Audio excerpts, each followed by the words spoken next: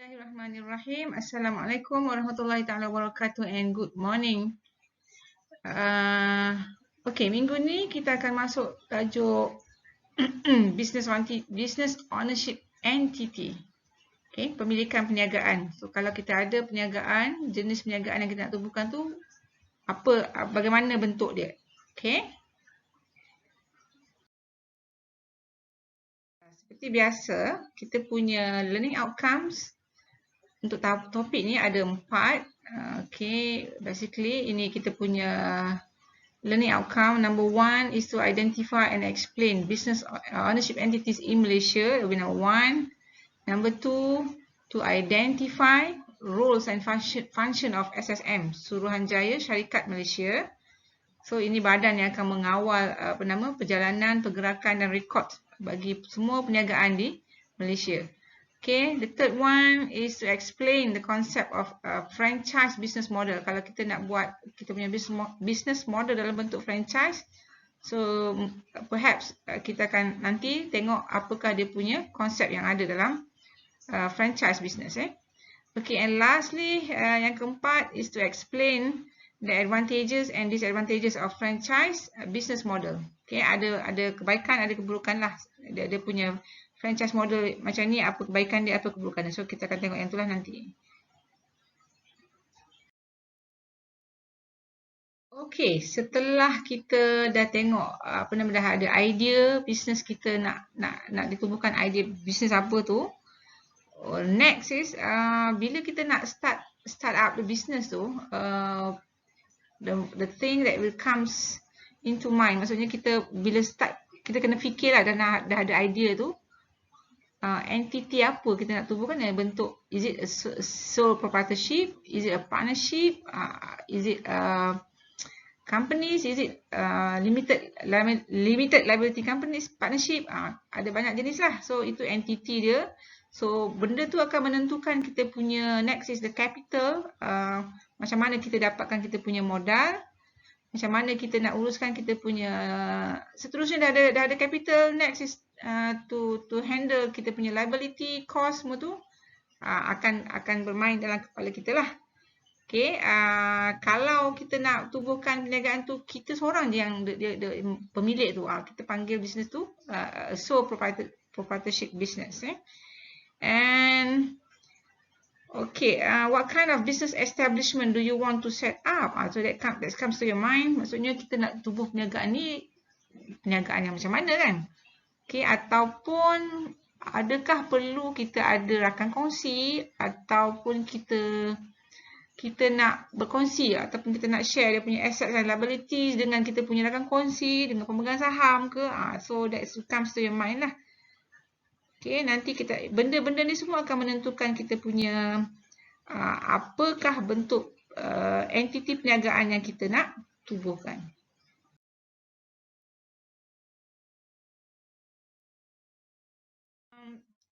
Types of business ownership ataupun business entities dekat Malaysia ni ada 4. Okay, yang pertama ialah sole proprietorship ataupun perniagaan milik tunggal. Seorang jadi punya owners.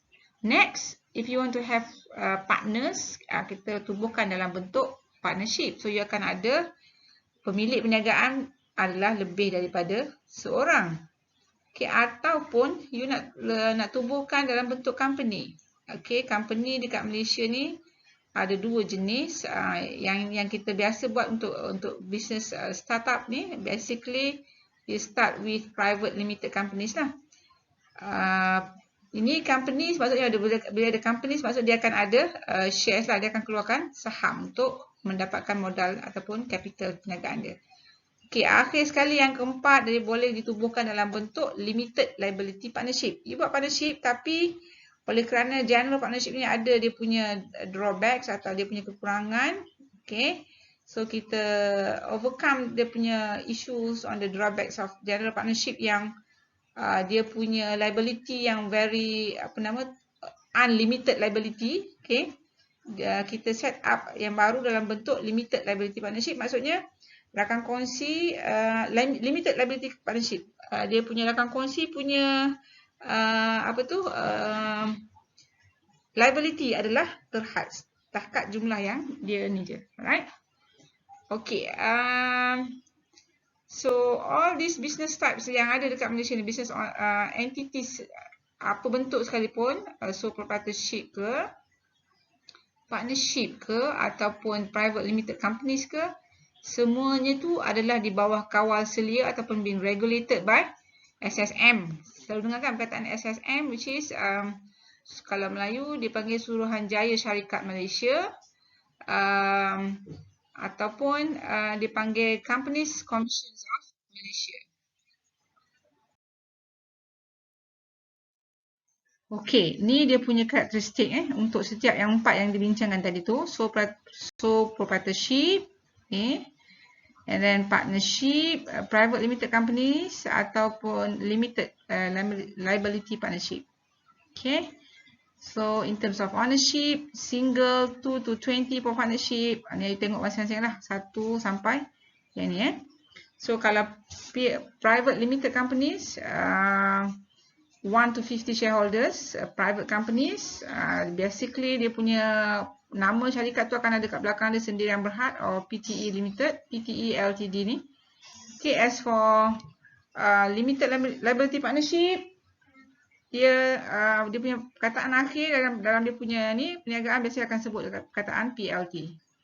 Okay, and contribution of the capital being invest by ataupun dikeluarkan oleh dia punya sumbangan modal ni. Okay, kalau sole proprietorship seorang, okay, partnership, okay, being contributed by partners lah. Okay, but for PLC, private limited companies ni, dia akan dia punya modal disumbangkan oleh you punya shareholders lah. Okay, berapa ramai, berapa banyak, soalnya tu dibincangkan dalam dia punya ni lah. Okay, and dalam limited liability partnership, share partner, dia tak panggil shareholder ni share partner because they are all the partners yang contribute the shares, contribute dia punya duit lah ataupun sumbangan capital ke dalam perniagaan.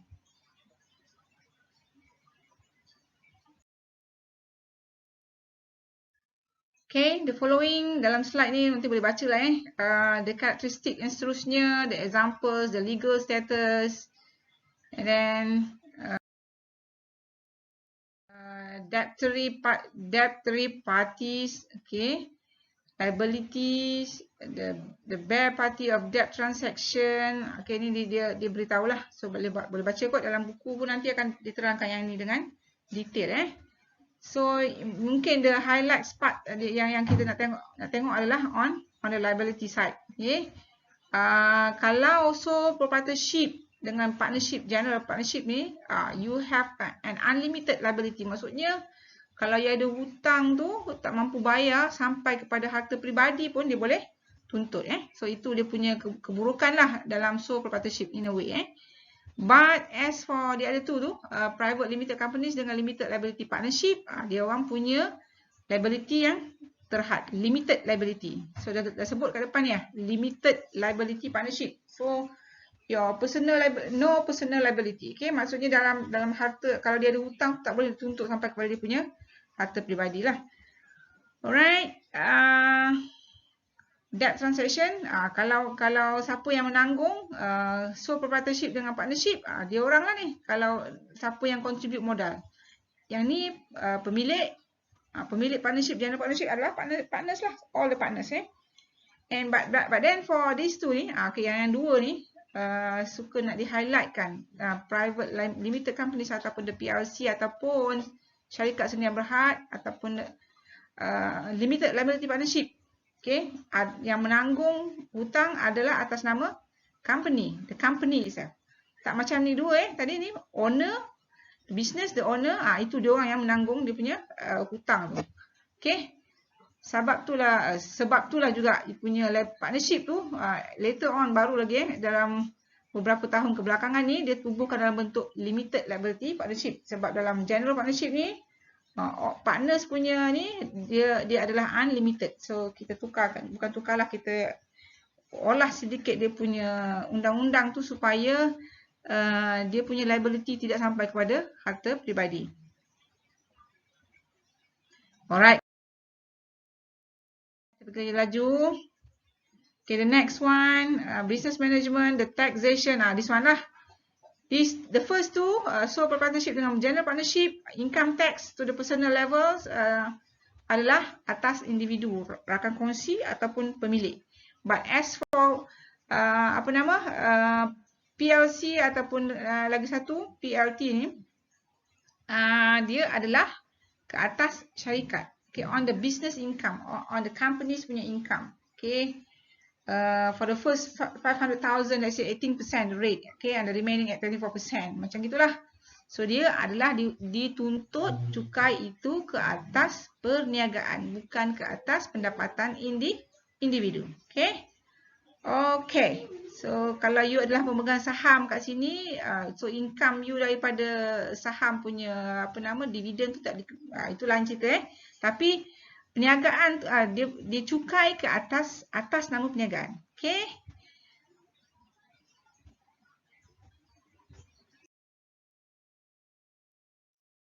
Alright. Ini kos jangkaan. Okay. So proprietorship yearly, ini lebih kurang roughly for partnership, for PLC, syarikat sendirian berhad, dan juga limited liability partnership, these are the amount lah. Duration for set up, this is the hours taken untuk you nak set up you punya business. Kalau sole proprietorship dalam 1 jam siap. Okay, partnership juga, sebab for the other two ni dia mungkin susah sikit lah, tapi dia punya ni berbaloi lah. So it takes about 7 working days. Sama jugalah, limited liability company pun lebih kurang. Okay.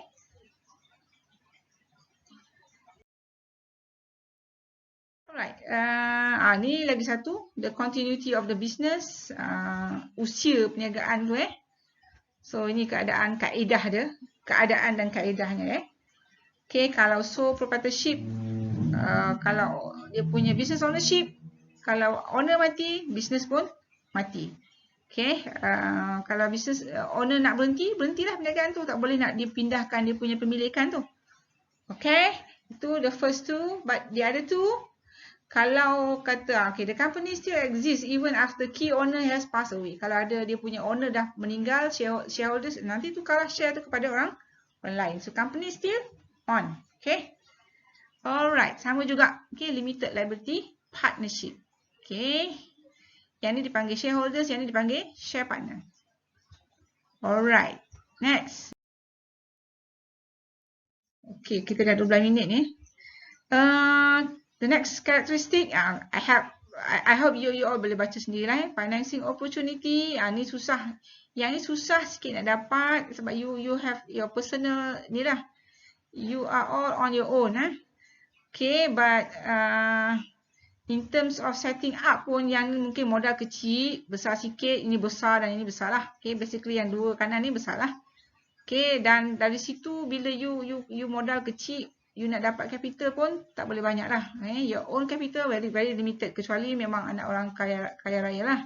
You can have your business. Tapi biasanya dia orang nak ni lah. Ini dia punya ni lah. The general, in general, business entities basically 1, 2, 3, 4. These are the things lah you kena tahu. Dari segi penubuhan, setting up costly or tak costly, tu tengoklah dia punya ni. So I hope you can have your own reading this one on business sole proprietorship tu macam mana, partnership macam mana, PLC macam mana. Okay, semua ni ada di sini So next. Okay. SSM dah introducekan a new format for registration numbers of business entities starting 11 October 2019. Okay, mesti menggunakan a 12-digit registration number format. Okay, there's registration numbers. Okay, first 4 numbers, your year of the business incorporated. The next 2 numbers, the type of business entities. Okay, so ada dia punya coding lah. 01 for example for local companies, 02 for the foreign companies, so and so and so. So the last 6 numbers are the running numbers of the business entities.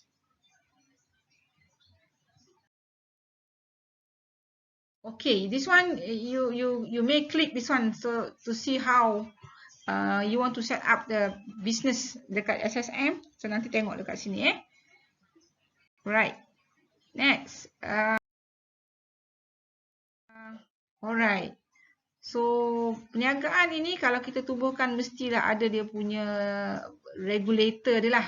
Pengawal supaya you tak boleh buat sesuka hati apa you nak buat kan. So ada dia punya badan yang mengawal selia.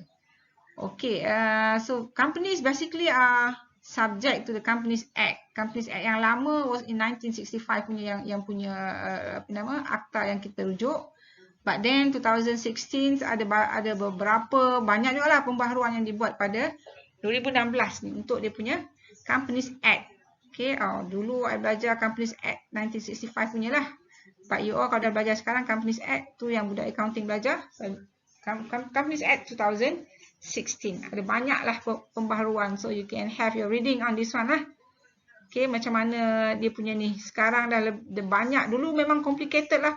Sebut saja penubuhan syarikat. Ada secretary company tu yang nampak banyak kerja yang you kena buat. But now dia dah lebih disimplifykan lah dia punya urusan berkenaan dengan akta-akta berkaitan syarikat.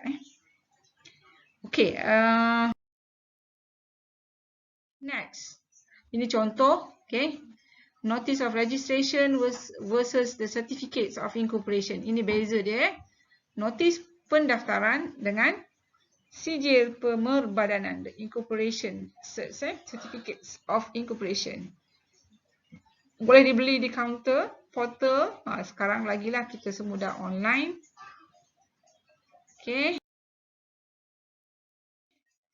So the Companies Act 2016, okay. Yang pembaharuan dia penambahbaikan di antaranya. Okay, now company can be set up by just one person, a minimum. Perhaps this one person is the manager, the shareholder pun dia, the company director pun dia. Boleh Okay, yang number 2, the company no longer has to state the amount of authorized share capital. Kalau dulu tak boleh, mesti ada you must state the authorized share capital yang you nak terbitkan So dulu ada banyak borang, but now is less registration forms. Company secretary. Dulu is a must, sekarang is an optional. Okay, dulu the Memorandum of Association MOA.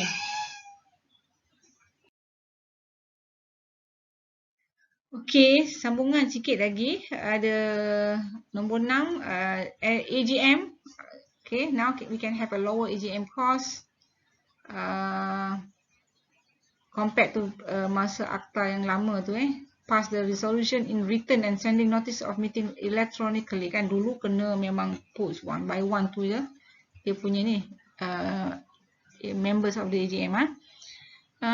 Next, number 7. Companies may choose not to set their objective unlimited types of business activities. Okay. And nowadays juga yang baru, all issued shares have no nominal values. Dulu kena ada. And dulu chop merah is a compulsory. Kalau selagi tak chop ni tak lulus, tak settle lah. But now it is an optional. Okay, this is costly basically. So dah banyak lah cost yang diturunkan, yang dikurangkan di bawah akta syarikat yang baru, bukan barulah, di Revised Companies Act of 2016.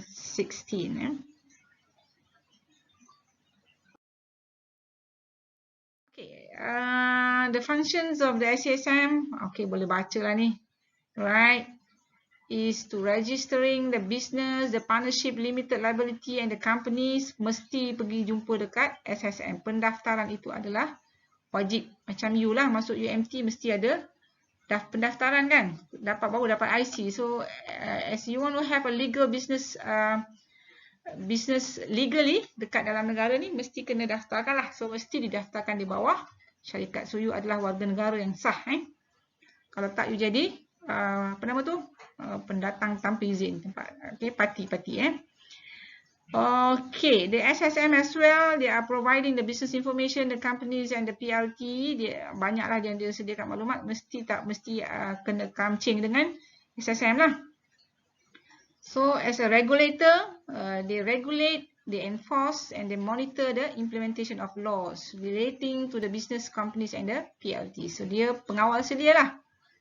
Okay, yang jaga boundary apa yang you tak boleh buat. So dia semua yang mengawal sedia. So itu fungsi SSM. Kalau tak ada, you boleh buat suka hati. Tak boleh macam tu. Kita macam satu negara mesti ada boundary dia. The business activity as well kena ada yang mengawal selia jugalah. So dikawal oleh SSM. Okay. Okay, back to this one. Terakhir, to show the credibility and the commitment in doing business. Okay, you mesti ada commitment, ada credibility untuk you nak run the business, mesti buat secara yang ni lah, legal dan penuh komitmen sebab you dah daftar, you dah sah sebagai ahli masyarakat ni dalam bentuk perniagaan lah. Okay. Alright.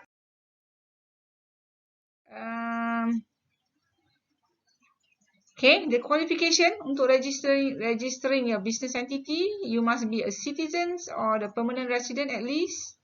Mesti 18 tahun ke atas, kalau 12 tahun tak boleh lagi. Okay, so you are qualified to register your business.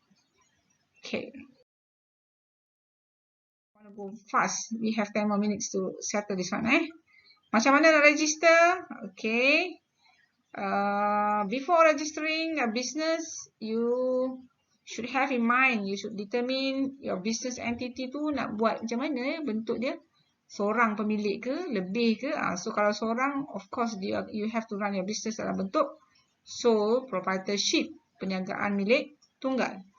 If you want to have a partners, you may set up your business dalam bentuk partnership, ataupun kalau nak dapat dana daripada orang luar, kita boleh gunakan dalam bentuk, kita boleh set up dalam bentuk companies. So the name, the business name, it's up to you. You nak gunakan your own name or trade name or for sole proprietorship or and partnership. Okay, so the form can be download. Sekarang semua nak download je senang, boleh dapat online je. You don't have to go out. Musim pandemik Boleh gunakan Easy Business Online. Ni boleh ada talian secara online. Okay. Okay, lain-lain bentuk entiti perniagaan yang ada masih beroperasi di Malaysia ni. Satu dalam bentuk kooperatif, dalam bentuk koperasi. Biasa kan masuk koperasi. Okay. Association that conduct business activities that aim to help and ease the burden of its members. Okay, dia akan dapat dividen. Pernah dengar perkataan dividen? Dividen tu apa? Okay, hasil laba daripada duit laburan saham you. Okay. So, banyak ni kat Malaysia. You kat sekolah pun dulu ada kan. Dekat UMT, kita mungkin ada kurs siswa. Boleh join diorang untuk macam mana diorang dapatkan, beri saham, dapat dividen. Tolonglah dia menolong dia punya ahli-ahli koperasi. Okay, tengok tu guru pun ada koperasi, macam-macam lah. Even a community pun ada. Apa nama dekat Terengganu ni satu yang popular Kitab. Koperasi adik kakak lah, satu community dekat daerah Pulau Usa tu Okay. Itu satu. The next one, dalam bentuk selain daripada koperasi, kita boleh ada dalam bentuk public. Di PLC juga ni, public limited companies. Okay, ni yang you pernah dapat yang tersenarai di bursa saham dulu. Itulah mereka yang dalam kategori ini. So, this is basically big companies, company yang dah besar dan ternama, satu nation tahu, even dekat globally people know about this company. The similar features of the PLC are also, they are offering shares sebab dia orang nak dapatkan dana, dia kena keluarkan saham, orang beli saham, duit masuk dekat company.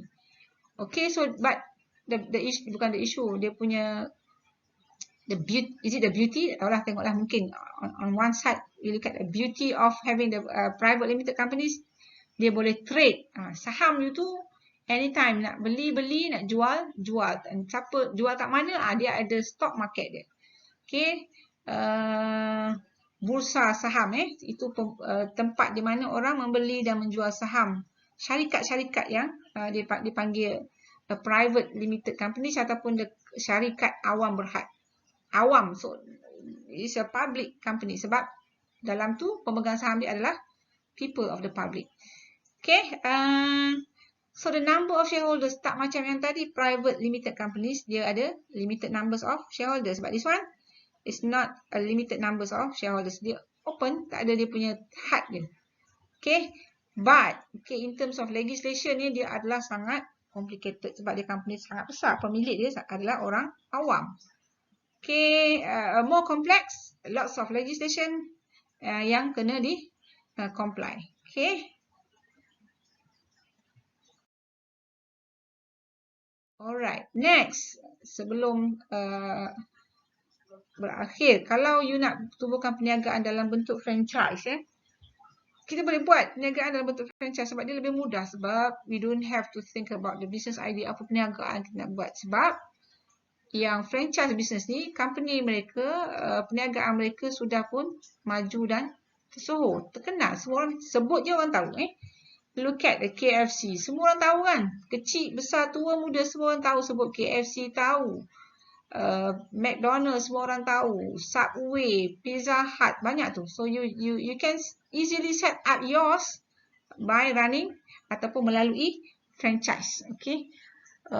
Dia akan ada the word franchisor and franchisee here. Franchisor yang owner asal tu lah. That entitles the franchisee to conduct business using business system. You pakai dia punya sistem business dia punya brands, the trademark in a particular location within a specified period. Okay, the franchisee.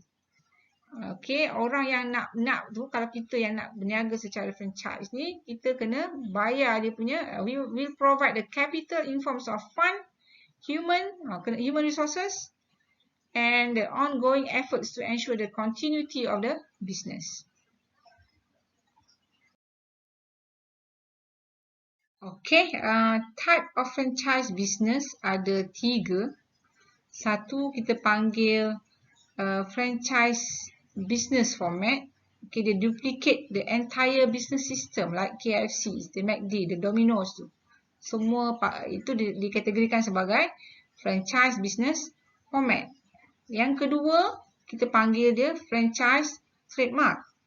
Okay, they are using the brand, the tag, or the trademark, or the logo for its products and service. Like Upin dan Ipin tu. Semua boleh pakai t-shirt lah, boleh buat ni lah. So, dia gunakan brand, tag, trademark tu.